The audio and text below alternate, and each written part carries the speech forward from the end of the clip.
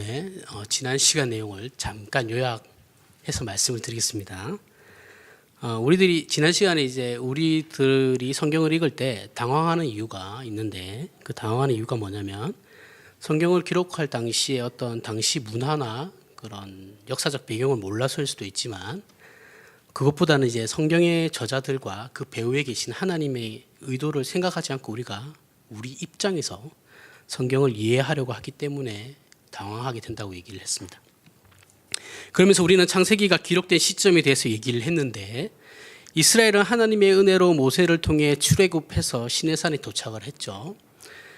그리고 자신들의 의지와는 상관없이 하나님께서는 그들에게 지켜야 하는 요구 사항들을 모세를 통해서 출애굽해서 시내산 그 모세를 통해서 이제 주시죠.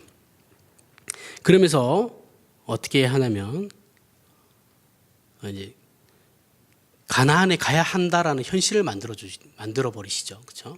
그 본인들의 의도와는 상관이 없는 겁니다. 이스라엘에.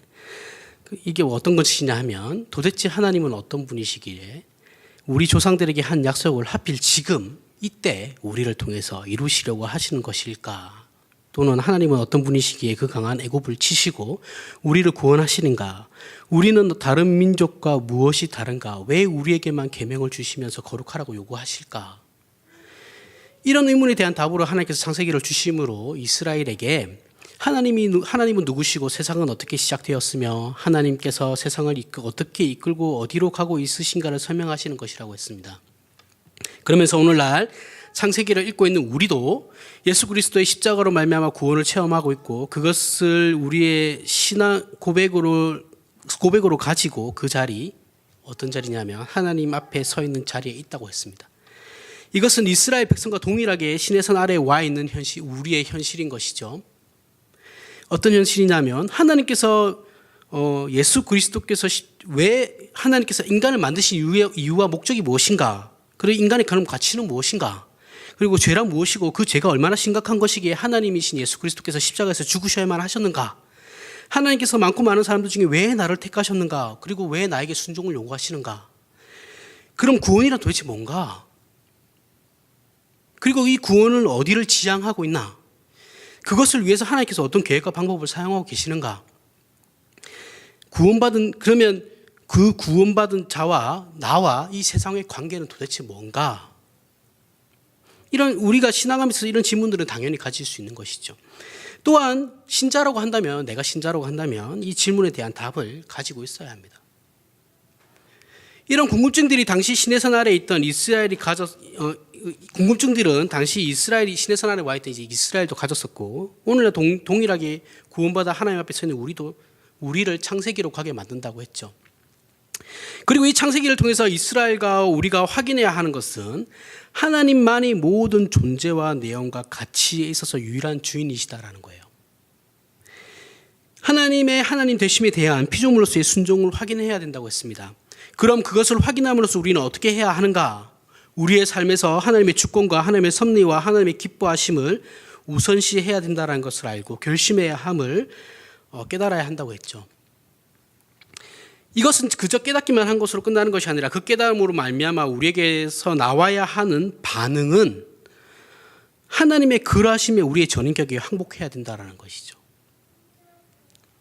이 말은 우리가 정말 하나님의 절대 주권을 마음속 깊이 인정하는 상태로 가야 한다는 것을 말하는 것입니다. 이런 반응이 우리에게 없으면 우리의 신앙은 아무 소용이 없어요. 이게 여기까지가 지난 시간 설교의 내용입니다. 되게 많이 한 것 같은데 반 페이지밖에 안 됩니다. 요약하니까. 자, 오늘은 이 하나님의 절대 주권에 대해서 이제 좀 더 깊이 있게 생각을 해보려고 합니다. 오늘 본문 말씀이 이제 천지 창조가 하나님의 절대 주권에서 나온 것이거든요. 하나님의 주권으로 천지 창조를 하신 것이죠, 그렇죠? 그래서 이 문제는 반드시 짚고 넘어가야 합니다. 그래서 오늘 하나님의 절대 주권의 이해를 돕기 위해서 성경을 살펴봐야 하는데, 그 성경을 살펴볼 성경이 욥기입니다. 욥기는 하나님의 절대 주권에 대해서 매우 잘 설명하고 있는 성경입니다. 먼저 욥기에 대해서 간단하게 설명을 하면, 성경 중에서 가장 먼저 기록된 책이에요. 성경이 보통 모세오경이 가장 먼저 기록된 것이라고 생각을 하는데 사실은 욥기가 먼저 기록되었습니다. 저자는 알 수 없습니다. 밝혀진 바가 없어요. 그리고 시대는 욥은 아브라함과 같은 족장 시대를 살았습니다. 그런데 아브라함 이전 시대라는 것이 가장 강력한 학설입니다. 그가 살았던 지역은 팔레스타인 지역이 아니에요. 그 가나안 땅 지역이 아니고 이방 지역이에요. 우스라는 곳. 지금은 이 장소가 확인되지 않습니다. 특징은 욥은 히브리 민족이 아니에요. 이방인입니다. 이방 민족의 족장이에요. 족장이라고 하는 근거는 그 당시에 족장이 아니고서는 그 많은 재산과 그 많은 종들을 거느릴 수가 없었거든요. 그러니까 족장이라는 것이 가장 타당하고 주제는 욥의 인내가 아니라 하나님만이 주권자시다라는 겁니다. 그런 의미에서 우리가 욥기 3장을 한번 찾아보겠습니다. 욥기 3장입니다.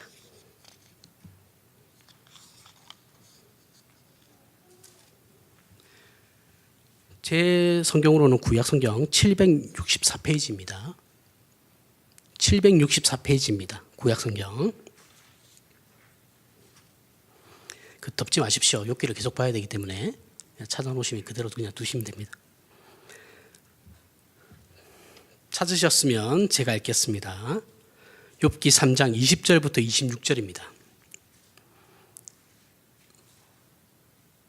어찌하여 고난당하는 자에게 빛을 주셨으며 마음이 아픈 자에게 생명을 주셨는고 이러한 자는 죽기를 바라도 오지 아니하니 땅을 파고 숨긴 보배를 찾음보다 죽음을 구하는 것을 더하다가 무덤을 찾아 얻으면 심히 기뻐하고 즐거워하나니 하나님에게 둘러싸여 길이 아득한 사람에게 어찌하여 빛을 주셨는고 나는 음식 앞에서도 탄식이다며 내가 앓는 소리는 물이 쏟아지는 소리 같구나. 내가 두려워하는 그것이 내게 임하고 내가 무서워하는 그것이 내 몸에 미쳤구나. 나에게는 평온도 없고 안일도 없고 휴식도 없고 다만 불안만이 있구나. 먼저 제가 설교할 때 자주 하게 되는 말인데 우리가 성경을 읽을 때 반드시 전제로 해야 되는 것이 있습니다. 반드시 전제해야 되는 것 첫째가 뭐냐면 이건 우리의 신앙 고백이기도 한 겁니다. 성경은 종횡무한 하나님의 말씀이다라는 거예요. 성경은 하나님의 말씀입니다. 이 전제를 가지고 있어야 됩니다. 우리는 이 신앙을 고백하는 지금 교회를 다니는 겁니다. 그리고 한 가지 잊지 말아야 할 반드시 우리가 성경을 읽으면서 잊지 말아야 하는 전제가 뭐냐면 성경은 절대 믿음의 영웅을 만들지 않습니다. 사람을 위인으로 만들지 않아요. 영웅화시키지 않습니다. 영웅주의에 절대 빠지시면 안 됩니다. 우리가 성경을 읽을 때나 해석할 때 어떤 특정 인물을 영웅시하는 것은 절대로 안 돼요. 이건 개혁파 신학에서 가장 강조하는 것 중에 한 개입니다.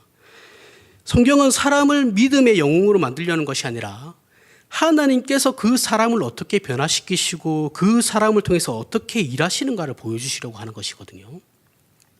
성경을 이런 관점에서 보는 작업은 사람의 죄악된 본성을 거스리는 거예요. 그래서 쉽지 않습니다. 많은 훈련을 해야 됩니다. 이 관점에서 성경을 해석한 사람이 바로 칼빈 선생님인데 루터가 종교개혁을 시작할 때 루터는 인간의 관점에서 하나님을 이해하려고 노력을 했었거든요. 그래서 성경도 이런 식으로 해석을 했었어요.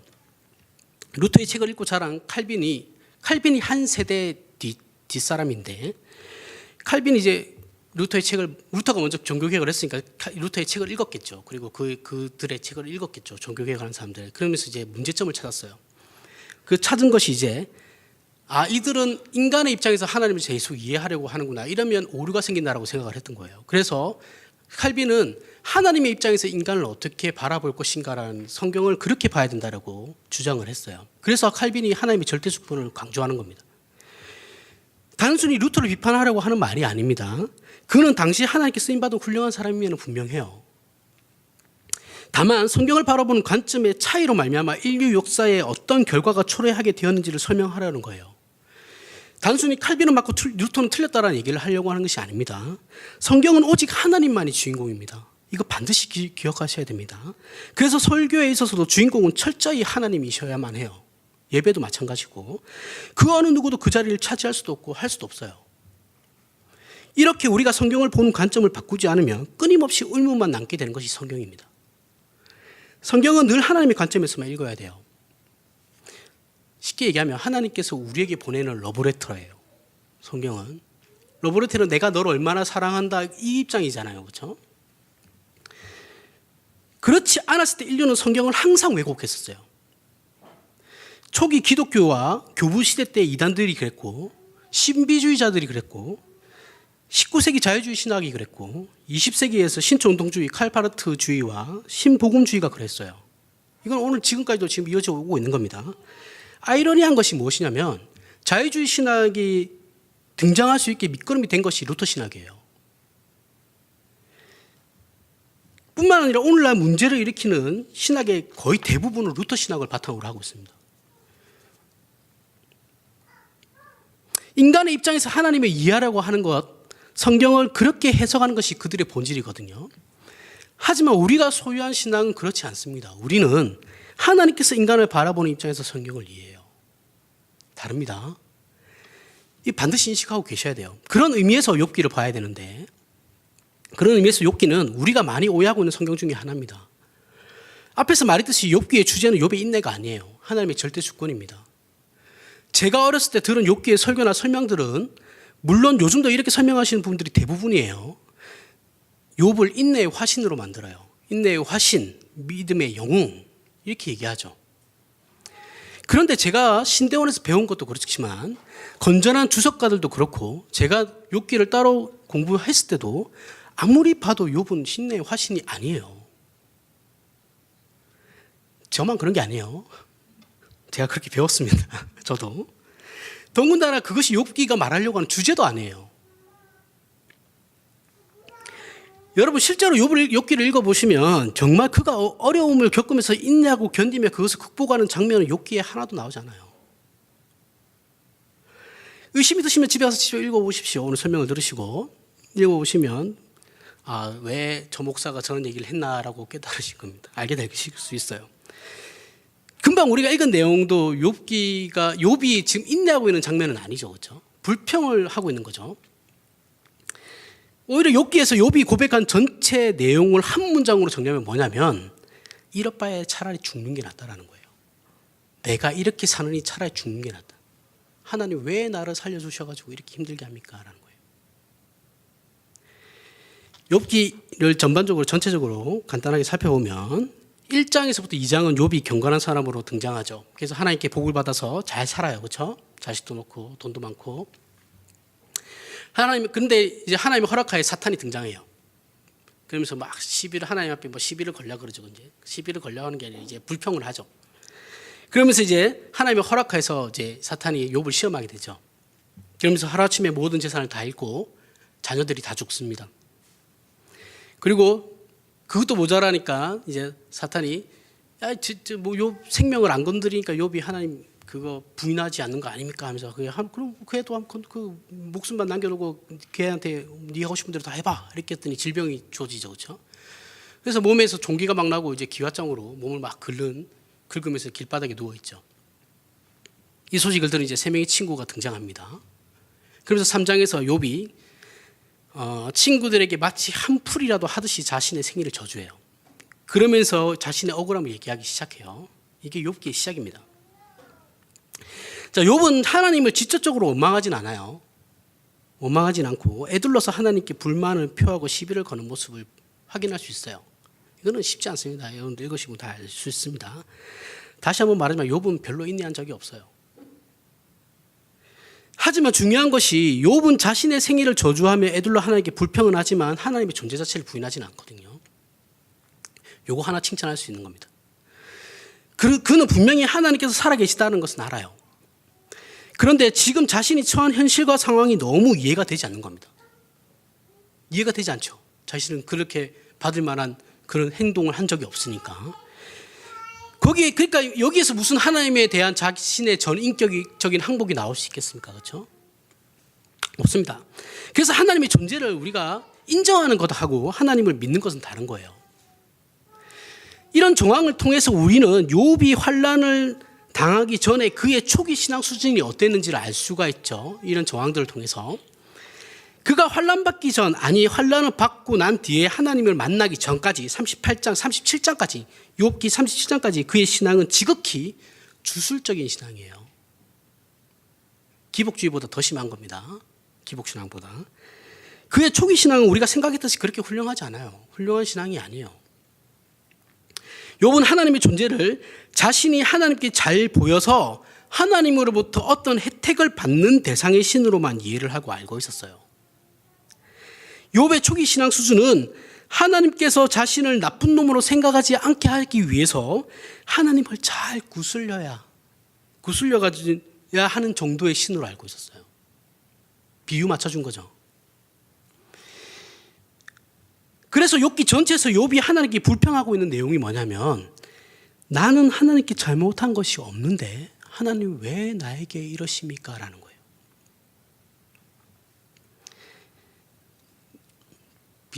우리도 비슷한 질문들을 가지고 있죠. 그렇죠?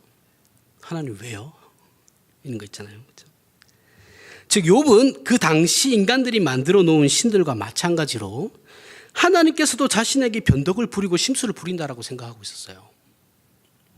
그 자신도 모르게 그렇게 생각하고 있었던 겁니다. 이 말에 근거가 되는 말씀이 3장 25절에 나옵니다. 25절 아까 읽었죠. 그렇죠? 25절에 이런 내용입니다. 내가 두려워하는 그것이 내게 임하고 내가 무서워하는 그것이 내 몸에 미쳤구나. 여기서 알 수 있는 것이 욥이 무서워하고 두려워하는 것은 자신의 환경과 형편이 이렇게 어렵고 힘들어진 것도 있어요. 26절에 나오는 것처럼. 근데 더 근본적인 게 무엇이냐면 자신에게는 이런 일이 일어날 아무런 이유가 없는데도 불구하고 일어나게 된 일이라는 거예요. 이것을 가장 두려워했었습니다. 이것을 뒷받침해주는 근거가 뭐냐면 욥기 3장부터 37장까지 욥과 그의 친구들의 논쟁을 통해서 알 수 있어요. 욥기는 42장까지 있는데 이렇게 대부분의 내용이 욥의 원망과 투정이에요. 그리고 친구들과의 다투는, 논쟁하는 것으로 채워져 있어요. 욥의 세 친구들의 주장의 핵심은 이겁니다. 네가 뭔가를 잘못했기 때문에 하나님께서 너에게 벌을 주시는 것이다 라는 거예요. 이에 반해서 욥이 주장하는 핵심은 나는 잘못한 것이 없는데 하나님이 변덕과 심술을 부려가지고 이렇게 된 거야. 하나님이 잘못한 것이 내가 잘못한 거 아니야 라는 거예요. 그래서 38장에서 하나님께서 나타나시죠. 듣다 하나님께서 이제 나타나셔가지고, 원래 주인공은 뒤에 나타나는 거니까. 그리고 앞에서 욥이 계속해서 불평했던 하나님, 제가 무엇을 잘못했기에 저에게 이러시는 겁니까? 라는 질문에 대한 답을 주십니다. 그런데 하나님께서는 네가 이렇게 저렇게 해서 네가 잘못한 거야 이렇게 얘기 안 하세요. 이해가 되지 않는 이상한 말씀들을 막 하시거든요. 이걸 읽어봐야 합니다. 38장 한번 보겠습니다.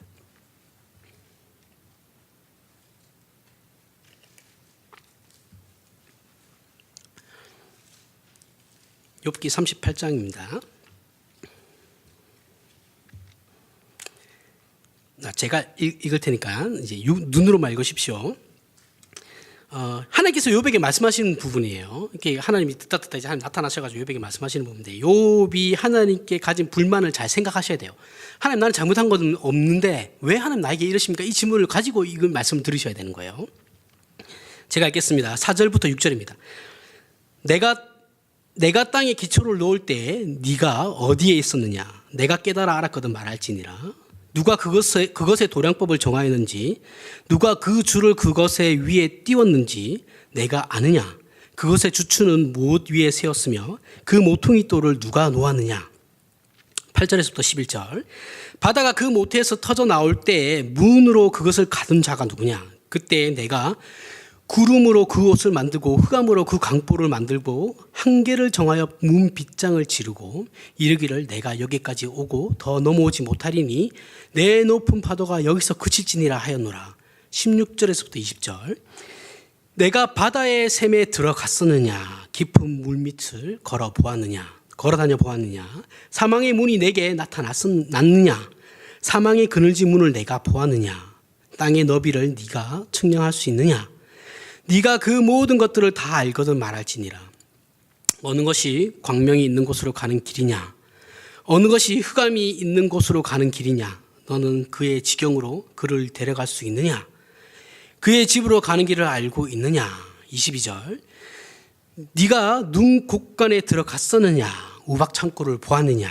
26절에서부터 29절. 누가 사람 없는 땅에 사람 없는 광야에 비를 내리며 황무하고 황폐한 토지를 흡족하게 하여 연한 풀이 돋아나게 하였느냐?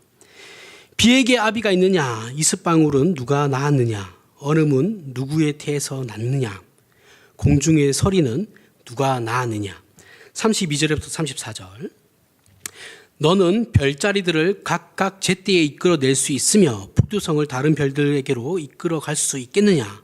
네가 하늘의 궤도를 아느냐? 하늘로 하여금 그 법칙을 땅에 베풀게 하겠느냐? 네가 목소리를 구름에까지 높여 넘치는 물이 내게 덮이게 하겠느냐? 하나님께서 황당한 이렇게 욥의 질문에 대해 하나님께서 황당한 대답을 하시죠. 욥의 질문이 뭐였다고요? 하나님 왜 나에게 이러시는 겁니까? 라는 거죠. 근데 이상한 게 뭐냐면 좀 이해가 안 가시죠. 근데 이상한 게 뭐냐면 욥은 하나님의 말씀을 듣고 회개를 한다는 거예요. 이 다음 장에 욥의 회개가 나옵니다. 이 다음 장, 이 하나님 말씀 끝나고 난 뒤에 그것도 철저하게 회개해요. 도대체 하나님의 어느 말씀의 어느 부분에서 도대체 그 욥이 자신이 잘못했다는 걸 깨달았을까요? 42장 1절에서부터 6절을 읽으면 욥이 이렇게 회개해요. 자, 42장 1절에서부터 6절입니다.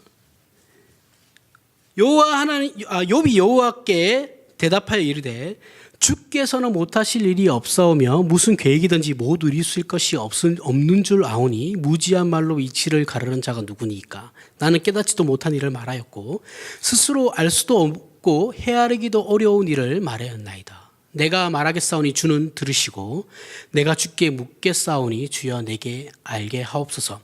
내가 주께 대하여 귀로 듣기만 하였사오나 이제는 눈으로 주를 배움나이다. 그러므로 내가 스스로 거두어드리고 티끌과 제 가운데 회개하나이다. 자, 욥기를 한 번이라도 읽은 사람이라면 이 부분에서 당황해요. 저는 고등학교 때 욥기를 처음 읽었는데 도대체가 무슨 말인지 모르겠는 거예요. 왜 갑자기 욥이 회개하는지를 모르겠는 거예요. 이런 상황에서 갑자기 욥이 회개하는 것이 납득도 되지 않고 이해도 가지 않았어요. 근데 욥이 그렇게 당당하게 하나님 어떻게 저한테 그럴 수 있습니까? 라고 따졌는데 하나님이 나타나셔가지고 욥의 질문에 정당한 답이 되는 내용을 말씀하신 것이 아님에도 불구하고 욥은 하나님 제가 잘못했습니다. 회개합니다. 라고 하는 것이거든요. 앞에서 얘기했듯이 하나님께서 욥에게 하신 이 말씀을 통해서 우리는 욥이 어떤 신앙을 소유하고 있었는지를 정확하게 알 수 있어요. 초기에 욥이 생각한 하나님은 힘에 있어서는 우월하지만 머리에 있어서는 우월하지 않다라는 거 자신도 모르게 그렇게 생각하고 있었던 거예요. 즉 하나님은 우리가 알 수 없는 초월적인 신비한 능력과 힘은 가지고 계신 분인데 인간보다 더 높은 가치나 뜻이나 생각을 가지신 분은 아니다라고 생각했던 거예요. 쉬운 예를 들면 그리스 로마라 신화죠. 그렇죠? 거기에 나오는 신들을 생각하면 됩니다. 올림푸스 12신이 나오는데 제우스, 디오니소스, 데메테르, 헤라 이런 식이 막 나오죠. 그렇죠? 포세이돈 이렇게 막 나옵니다. 이 신들의 수준을 생각하면 돼요. 한 번이라도 그리스 로마 신화를 읽으신 분들은 이해할 수 있는데 자, 그리스 로마 신화에 나오는 신들은 초월적인 능력과 힘은 가지고 있어요. 그죠? 근데 그들이 하는 짓들을 보면 인간보다 못하거든요. 서로 막 죽이고 질투하고, 그죠? 자기 자식도 죽이고 부모도 죽여요. 제우스도 자기 아버지 죽이고 신된 거잖아요. 그죠? 그래서 사실 그리스 로마 신화의 주인공은 신이 아니에요. 우리는 거기 나오는 신들이라고 주인공이라고 생각하는데 사실은 그게 아니고 그리스 로마 신화는 인간이 신보다 낫다라고 인간을 찬양하는 철학이 담겨있는 신화입니다. 인간이 가치나 뜻에 있어서는 인간이 더 나아. 이걸 얘기하는 거거든요. 이와 같이 욥은 하나님이라는 능력 많은 신이 있다라는 그 존재는 인정해요. 믿어요. 믿고 있지만 그 하나님의 생각과 경지와 가치에 대해서 전혀 생각하지도 않았고 인정하지도 않았어요. 욥과 그의 친구들이 이해하는 하나님은 단지 자신들에게 닥칠 재난을 보호해 주시는 주술적인 대상으로 또는 부적 정도로밖에 생각하지 않은 겁니다.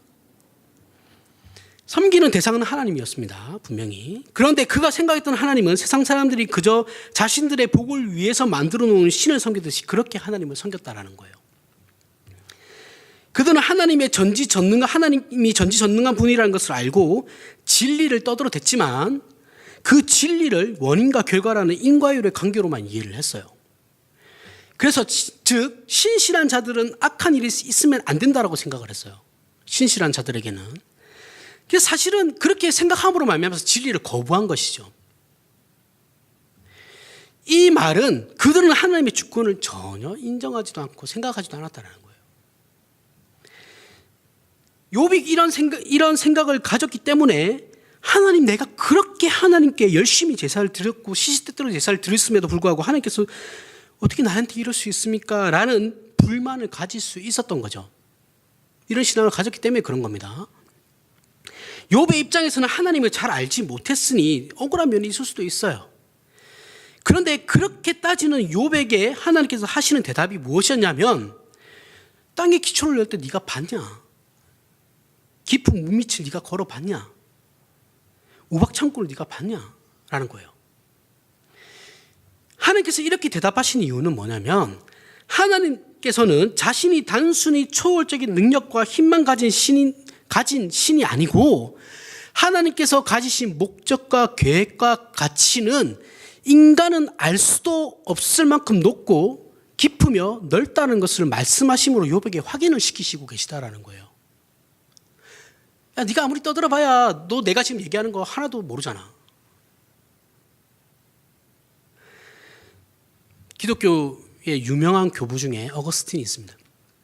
그가 한 말 중에 어거스틴이 삼위일체를 정확하게 정립한 사람인데, 삼위일체 하나님을 설명하면서 유명한 말을 남겼어요.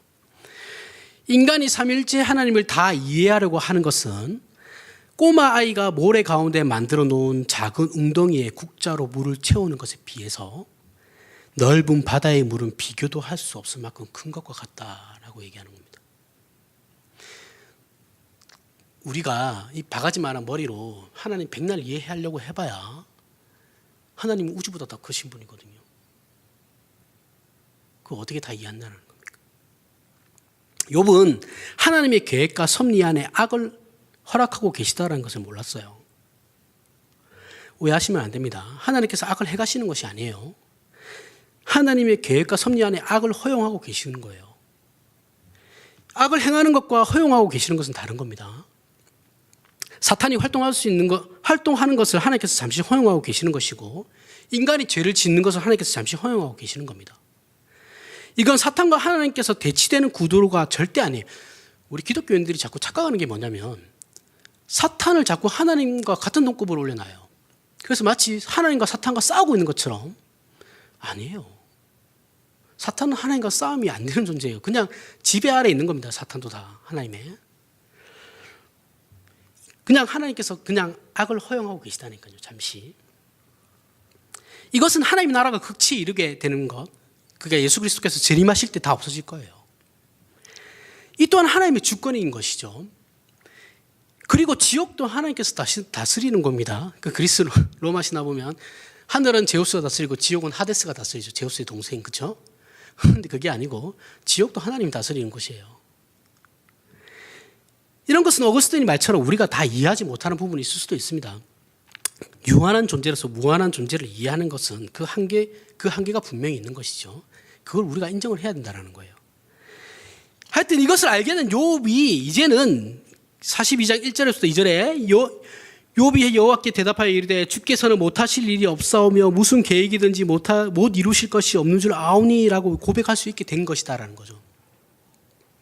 이 말씀을 통해서. 그리고 4절에 욥은 내가 말하겠사오니 주는 들으시고 내가 주께 묻겠사오니 주여 내게 알게 하옵소서라고 합니다. 이전에 욥은 힘만 센 하나님으로 알고 있었는데 이제는 하나님께서 가르쳐 주셔야지만 내가 알 수 있습니다. 겸손해졌죠. 하나님은 힘만 세고 능력만 있는 무식한 신이 아니고 목적과 계획과 지혜와 능력, 인격과 사랑, 이 모든 것을 가진 전지전능한 하나님이시고 그 전지전능한 하나님께서 악도 통치하고 하시는 세상, 그 하나님의 주권을 이제야 알고 인정하게 되었다라는 거예요. 그래서 이 세상에 공의가 없고 불의가 넘치며 강한 자가 약한 자를 괴롭히고 그 약한 자는 계속해서 약하고 선한 자들이 억울한 일을 당하고 하나님을 믿는 자가 악한 일을 당한다고 해도 그럼에도 불구하고 우리가 하나님을 믿을 만한 충분한 이유가 있다는 것이 욥기가 말하는 겁니다. 이런 문제들이 우리가 신앙하는 데 아무런 방해도 되지 않고 신앙을 포기해야 되는 이유도 되지 않는다라는 거예요. 이것을 알게 되었을 때 비로소 욥은 이제는 하나님께서 자신을 가르치셔야만 되고 자신에게 보여주셔야만 된다는 것을 깨닫는 경지에 이르게 된다는 것이죠. 이게 욥기의 핵심입니다. 여러분, 우리의 존재는 그 내용과 가치와 목적과 수준의 차원에 있어서 하나님과 비교가 되지 않는 하찮은 존재들이죠. 그렇다고 우리가 쓸모없는 가치가 없는 존재라는 말은 절대 아닙니다. 이 말은 하나님과 비교했을 때 얘기하는 거예요. 우리는 그분의 생각과 계획과 뜻을 다 알지 못해요. 인간의 선에 대한 판단은 지극히 상대적이고 이기적이에요. 인류가 역사 속에서 하나님께 가장 많이 한 질문이 아마도 하나님께서 살아계시다면 어떻게 이런 일들이 일어날 수 있는가에 대한 질문일 거예요. 그렇지 않나요? 여러분, 프랑스에서 종교개혁이 일어났을 때 성 바돌로메 그 축제 때인가? 하여튼 그때 카톨릭 신자들이, 프랑스는 지금도 카톨릭 국가예요.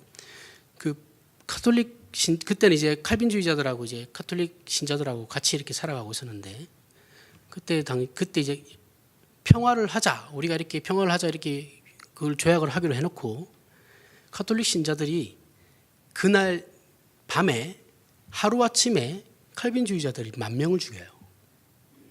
그날 저녁에. 그리고 나서 20만 명인가 더 죽여요. 한 달 동안. 하나님 믿는 사람들이잖아요. 그렇죠? 근데 왜 그들은 죽음을 당해야 하죠? 왜 그런 일들이 일어나야 됩니까?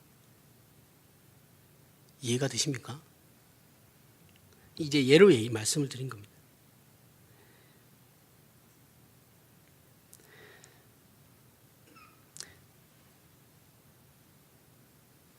자, 우리는 누구나 무고하게 고난을 당할 수 있는 자들이에요. 자, 우리의 선에 대한, 인간의 선에 대한 판단은 상대적이고 이기적이기 때문에 절대적인 하나님의 도덕성을 판단할 수 없죠. 이거는 문제 자체가 성립이 안 돼요. 하나님께서는 하나님의 주권으로 아직은 악을 허용하고 계시기 때문에 이 세상에 악한 일들이 일어날 수 있고 일어나고 있는 거예요. 하지만 악의 발생은 하나님이 아니라고 말씀드렸습니다. 그렇죠? 죄로 말미암아 타락한 인간이라는 것을 절대 잊으시면 안 돼요. 인간의 죄 때문에 모든 악이 발생하는 것이지 하나님께서 악을 행하시는 것이 아니에요. 사탄도 마찬가지예요. 우리가 죄를 짓는 것은 우리 안에 죄성이 있기 때문에 죄를 짓는 것이지 사탄 때문에 짓는 게 아니에요. 자꾸 사탄한테 책임 전가를 하지 마십시오. 사탄한테 책임 전가하고 하나님, 제가 그렇게 해서 제가 이렇게 됐어요. 아담과 하와가 하나님께 핑계댔던 거랑 똑같은 핑계예요. 죄를 짓는 건 나예요, 나. 사탄은 유혹만 하죠. 그걸 결정하는 건 접니다. 우리 자신이에요. 그래서 그 죄에 대한 책임은 100% 우리에게 있는 겁니다. 사실 이런 문제들은 우리가 하나님을 믿는데 아무런 문제가 되지 않아요. 그저 사람들이 만들어 놓은 핑계예요, 핑계. 하나님 믿기 싫으니까. 어떻게 하나님 그렇게 불합리할 수 있습니까? 도대체 하나님 그런 거랑 내가 하나님 믿는 건 도대체 무슨 상관이에요? 우리는 이런 하나님의 절대 주권을 인정해야 하지만 욥이 고백하는, 그러므로 내가 스스로 거두어 드리고 티끌과 제 가운데 회개하나이다 라고 하는 전인격적인 고백과 진정한 회개가 하나님 앞에서 나오는 겁니다. 여러분, 우리는 예수 그리스도로 말미암아 구원의 감격을 가지고 있어요. 그리고 지금 모세가 창세기를 기록하고 있는 시점, 즉 이스라엘은 갑자기 나타난 모세로 인해서 애굽에서 10가지 재앙을 베푸시는 하나님을 봐요. 그 손길을 보았습니다. 그리고 홍해를 가르시는 그 하나님의 은혜도 봤어요. 기적도 봤습니다. 그리고 만나도 먹었어요. 그리고 시내산 앞에 서 있습니다. 그리고 모세가 하나님의 법을 받아요. 이스라엘은 하나님에게 내가 거룩하니 너희도 거룩하라라는 요구를 받습니다. 이것은 오늘날 예수 그리스도를 믿고 구원받은 저와 여러분에게도 동일하게 적용되는 겁니다.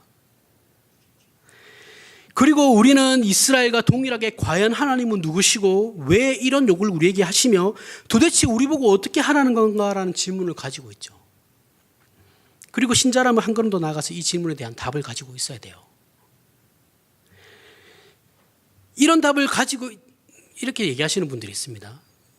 뭐 그런 답 가지고 있지 않아도 내가 살아가는데 신앙하는데 아무런 문제가 되지 않던데요. 이렇게 얘기하시는 분들이 있어요. 이런 분들은 셋 중에 하나입니다. 첫 번째가 뭐냐면 맹목적 신앙을 추구하는 사람이에요. 덮어놓고 믿는 거죠. 이런 분들은 보통 자신의 삶에 대해서 그다지 진지하지 않아요. 여러 가지 이유가 있겠지만 가장 큰 이유는 귀찮아서입니다. 복잡하게 사는 게 싫거든요. 안 그래도 머리 아픈 일 많은데 뭐 그런 것까지. 전에 지난 시간에도 말씀드렸지만 생각하지 않는 신앙은 절대로 성숙하지 않습니다. 두 번째는 이실론적인 신앙이에요. 하나님이 살아계신다는 것을 믿겠는데 하나님께서 우리와 관계하시고 우리의 삶에 관여하신다라고 생각하지 않는 것, 즉 신앙과 삶을 이분법으로 나눠버리는 사람이에요. 그래서 삶의 모습 그 자체만 보면 불신자와 크게 다를 게 없어요. 똑같습니다. 대부분의 교인들이 이렇게 살아가죠. 성경은 삶과 신앙을 절대 나누지 않습니다. 세 번째는 하나님을 믿는다고 하지만 사실은 하나님을 믿지 않는 사람이에요. 사람의 죄성은 자기 자신도 기만할 정도로 강력합니다. 우리 자신도 우리가 속여요. 그러나 자기가 정말 하나님을 믿는지 안 믿는지는 자기 자신이 제일 알죠. 제일 잘 알죠. 다른 사람이 판단할 수 있는 문제는 아닙니다. 우리가 하나님을 진짜 믿게 되면 이런 질문들은 자연스럽게 생기게 되죠. 그런데 한국 교회에서는 이런 질문을 하게 되면 믿음 없는 사람으로 취급해요. 제가 어렸을 때 질문 좀 많이 했다가 너는 왜 그렇게 의심이 많냐고 저한테 막 뭘 하시는 거에서 이게 믿음이 없는 건가 보다 이렇게 생각을 했었죠. 근데 이거 신자라면 당연한 반응이거든요. 하나님을 알면 이런 전 인생의 가치관이나 세계관이나 역사관에 대한 질문이 이스라엘이나 우리에게서는 나올 수밖에 없어요. 그래서 창세기가 이스라엘과 우리에게 주어지는 것이죠. 그런데 문제가 우리는 이 질문을 금방 잊어버린다는 거예요. 잠깐 생각했다가 말아요. 까먹죠. 그래서 우리가 말하는 신앙의 감격이라는 것은 기껏 해봐야 욥기의 초기 신앙처럼 하나님을 알고 이해하는 거예요. 하나님이 나에게 구원을 주셨어. 구원 주셨으니까 당연히 기쁘죠. 나를 사랑하신다. 뭐 좋으신 하나님, 복 주시는 하나님, 내 기도 들어주시는 하나님으로만 하나님을 생각을 해요. 이렇게 되지 않으면 은혜가 되지 않아요. 여러분들 내가 살아가면서 오늘 하루 살아갈 때 나한테 안 좋은 일이 생겼을 때 여러분들에게 은혜가 되던가요? 짜증나죠, 그렇죠? 은혜는 무슨 짜증나 죽겠는데.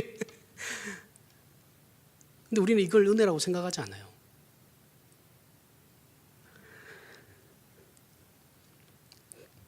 그렇지 않습니다. 우리의 신앙은 세상이 무엇인가, 역사는 어디로 흘러가고 있는가, 누가 이 세상의 주권자이신가, 하나님께서 나에게 구원을 베푸시고 무엇을 요구하시고 무엇을 나에게서 만들려고 하시는가, 이 전체적이고 종합적인 신앙을 확립해야 되는 겁니다.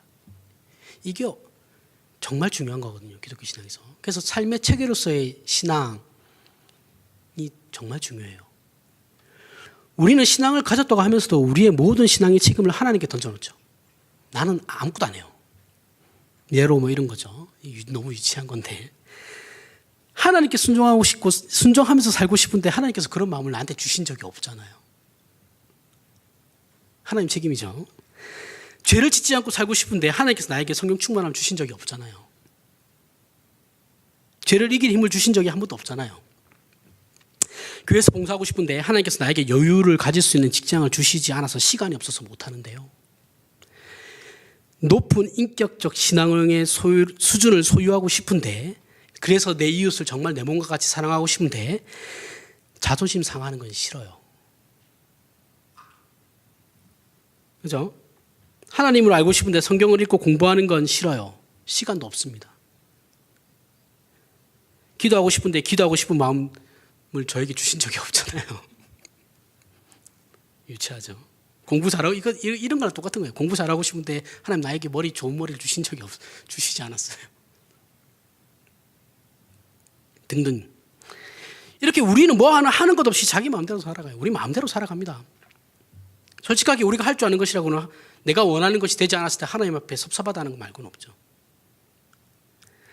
우리가 처음 신앙을 시작할 때 처음부터 확인하고 정리했어야 하는 하나님은 어떤 분이시고 우리는 어떻게 살아야 하는가를 알고 우리 자신이 결단을 내렸어야 하는 부분인데 한국교회는 교회와 우리는 이런 게 없어요. 그냥 교회 오면 우리는 어떻게 합니까?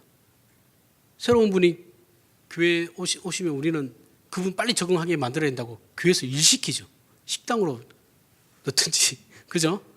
그래서 사람들하고 빨리 친해지도록 만들. 그게 중요하다고. 그러면 일하다가 어떻게 돼요? 그분은 시험 들어서 안 나옵니다. 그죠?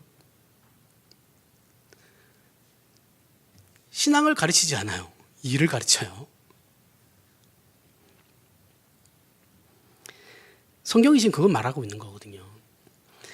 우리는 오늘 태초에 하나님이 천지를 창조하시니라는 본문 말씀을 통해서 하나님이 절대 주권을 보고 있습니다. 그런데 이 말씀 앞에서는 우리는 이미 그렇다면 우리는 어떻게 살아야 하는가라는 답을 듣고 있는 것이거든요. 그렇지 않습니까?